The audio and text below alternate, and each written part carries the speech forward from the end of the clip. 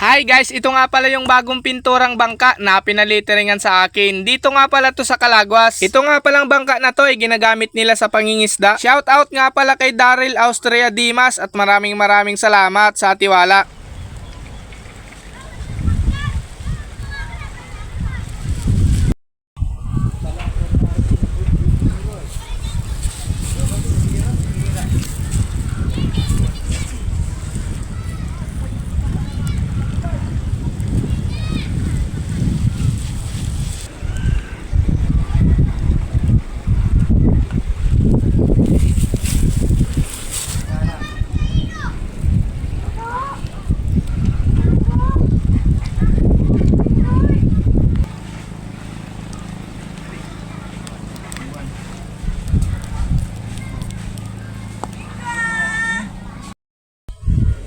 Sa hali-hali ko na pong nadagatan yung mga kapahit.